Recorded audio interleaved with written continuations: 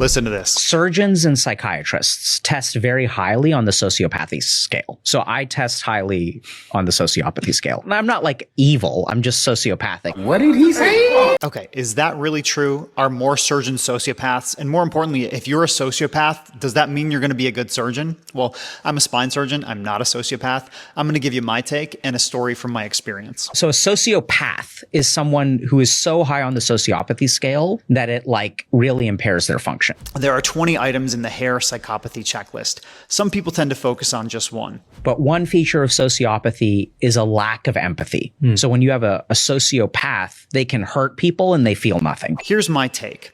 When I was a fellow, I was doing a complicated case, large incision. I was doing a decompression where we remove bone from the nerves. And when you do that, it can get really sticky with the bone being stuck to the dura or the covering of the nerves. It's this very thin, delicate layer that's about the thickness of a hot dog skin. So you cause durotomies, you put holes in it sometimes, and people can get a spinal fluid leak. It happens about 5% of the time, even to the best surgeons. I caused one as a fellow. Afterwards, the surgeon asked me what I thought about the case and how it went. And I said, if I'm being honest, I was really upset with myself that I caused a durotomy. I think she's going to be just fine, but it was an error. And I really half expected him to pat me on the shoulder and say, oh, don't worry about it, champ. You're a great surgeon. You're going to be fine. Forget about it. You need to dissociate yourself.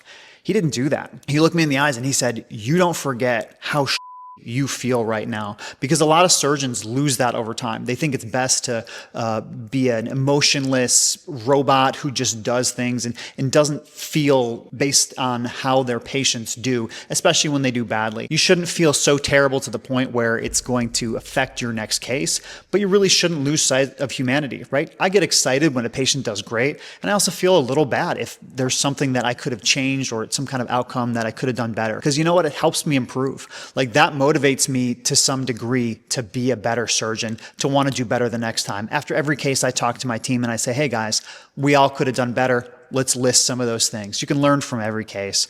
Is it good to be a psychopath about it? I don't think so. So if you're a psychopath, yeah, I don't want you as a colleague and fellow surgeon.